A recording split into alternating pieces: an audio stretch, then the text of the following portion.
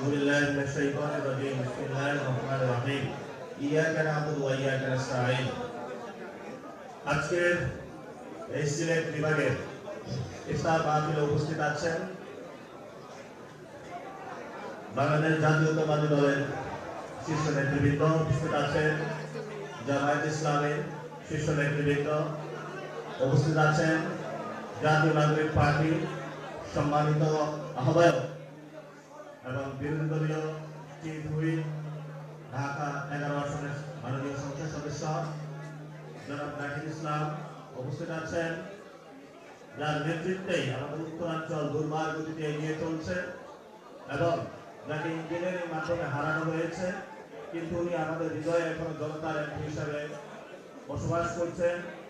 জাতীয় নাগরিক পার্টির উত্তরাঞ্চলের সম্মানিত মুখ্য সংগঠক জনাব সাইদুল আলম, উপস্থিত আছেন সিলেটের বিভিন্ন ইউনিটের নেতৃবৃন্দ, আহ্বায়কবৃন্দ, সেক্রেটারিবৃন্দ, উপস্থিত আছেন প্রিয় মা এবং বোনেরা, উপস্থিত আছেন শহীদ ফ্যামিলি যাদের রক্তের উপরে দাঁড়িয়ে আমরা একটা সময় শপথ নিয়েছিলাম আমরা একটি নতুন বাংলাদেশ গড়ব, যেই বাংলাদেশে গণভোটের হায়ের মধ্য দিয়ে শহীদদের যেই কথাগুলো সেগুলো অক্ষর অক্ষরে লিখিত করে নতুন বাংলাদেশে আমরা একটা আপার হাউস সৃষ্টি করে লোয়ার হাউসের যে অ্যাকাউন্টেবিলিটি সেই জায়গায় নিয়ে যাব। সেই মানুষগুলো এখনো বুক করা আশা নিয়ে তাকিয়ে আছে। ইনশাআল্লাহ আপনারা যে আশা নিয়ে আছেন আমরা আপনাদের সেই আশা বাস্তবায়ন করব। হতাশ হলে চলবে না। কোরআনে এসেছে লা তাহজান ইন্নাল্লাহা মা'ানা, হতাশ হবেন না, দুঃখ করবেন না, আল্লাহ তাআলা আমাদের সাথে আছেন। আমরা একমাত্র এক আল্লাহকে ভয় পাই, আর কাউকে ভয় পাই না। সিলেট একটা সম্প্রীতির শহর। এখানে আমি শুনেছি জামাত, বিএনপি, এনসিপি, জাগপা, খেলাফত মজলিস, মেধাবী ইসলামী পার্টি সব দলের নেতৃবৃন্দ এখানে উপস্থিত হয়েছে এবং সবাই সবার মধ্যে দেখি ফ্যামিলির মধ্যে বিয়ে আসা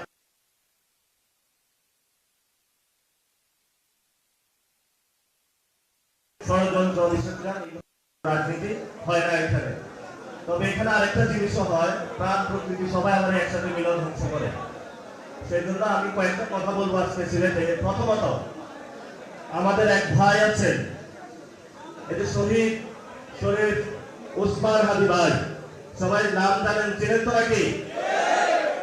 ওনাকে হলো বাংলাদেশের পক্ষে কথা বলার জন্য, বাংলাদেশের সার্বভৌমত্ব, ভারতীয় আধিপত্যবাদের বিরুদ্ধে কথা বলার জন্য দিনে দুপুরে মাথার এই পাশে গুলি করে খুন করা হয়েছে এবং গুলি এই পাশ দিয়ে ঢুকেছে, ওই পাশ দিয়ে বের হয়ে গিয়েছিল।